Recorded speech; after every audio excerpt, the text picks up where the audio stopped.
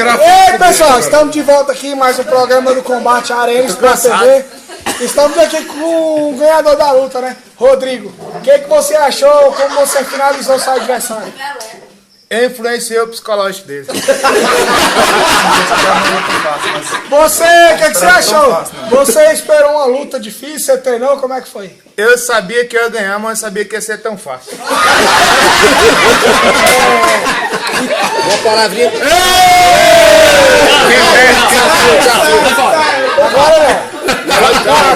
Agora não. Fala pro meu oponente, se ele quiser marcar uma luta, ele fala com Dana White. Então assim, estamos com o campeão Rodrigo Rodrigues aqui, meu cunhado. É um cara, irmão de Rosane, um cara totalmente casca grossa, finalizador completo. Pessoal, é isso aí. Tem algumas coisas pra falar ainda. O que você tem a falar mais? Fala assim.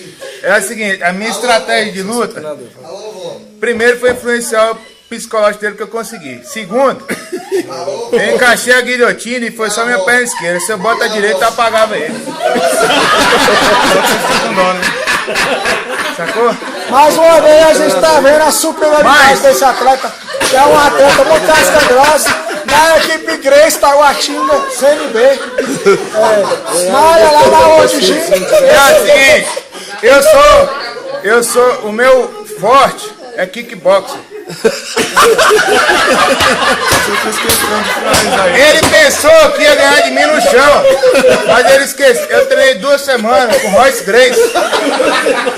E o Royce Grace me falou, ele vai te levar pro chão, quando ele te pegar, você encaixa a guilhotina. Então é isso aí, pessoal.